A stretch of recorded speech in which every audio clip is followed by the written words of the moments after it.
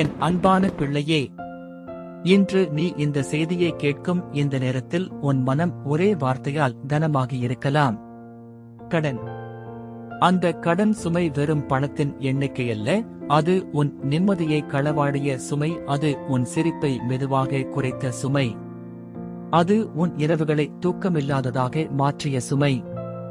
நீ யாரிடமும் முழுவதாய் சொல்ல முடியாமல் உள்ளுக்குள் மட்டும் தாங்கிக் கொண்ட அந்த வலி, நான் அதை எல்லாம் அறிகிறேன். நீ உன் வாழ்க்கையை பார்த்து என்ன செய்தாலும் கடன் குறையவே மாட்டேங்குது என்று நினைத்திருக்கலாம். ஒரு கடனை அடைத்தால் இன்னொரு சுமை தோன்றுகிறது. வட்டி வளர்கிறது.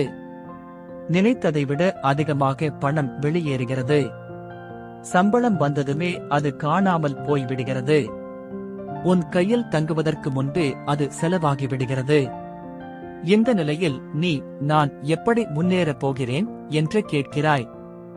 என் பிள்ளையே, இன்று நான் உனக்கு சொல்கிறேன், இந்த கடன் சுமை உன் வாழ்வியல் நிரந்தர அடையாளம் அல்ல. நீ பலமுறை முயன்றாய். சிலர் சொன்ன வழிகளை பின்பற்றினாய். செலவுகளை குறைத்தாய். தேவைகளை நிறுத்தினாய். ஆசைகளை விட்டுவிட்டாய். சில நேரங்களில் உன் மரியாதையையும் மௌனமாக தாழ்த்திக் கொண்டாய். அந்த முயற்சிகளை நான் பார்க்காமல் இல்லை. மனிதர்கள் உன் போராட்டத்தின் மதிப்பை அறியாமல் இருக்கலாம், ஆனால் நான் அறிவேன்.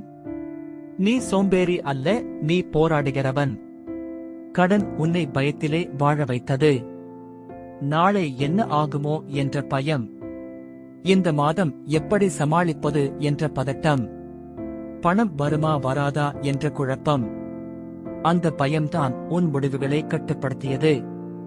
சில நேரங்களில் பயம் உன்னை அவசர முடிவுகளுக்கு தள்ளியது.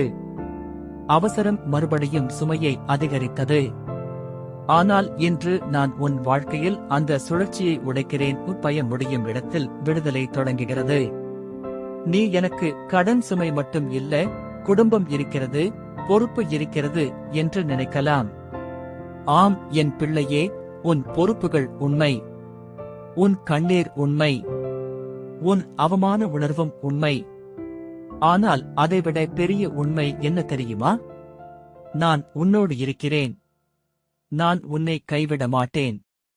இன்று நான் உனக்கு ஒரு நிதி வாக்குத்தத்தம் சொல்கிறேன். இது உன்னை தூண்டும் வார்த்தை மட்டும் அல்ல, இது உன் வாழ்க்கைக்கு வழிகாட்டும் வார்த்தை. உன் கடன் சுமைகள் தடைகள் உடையும். உன் வாழ்வில் புதிய நிதி கதவு திறக்கப்படும். நீ கேட்கிறாயா?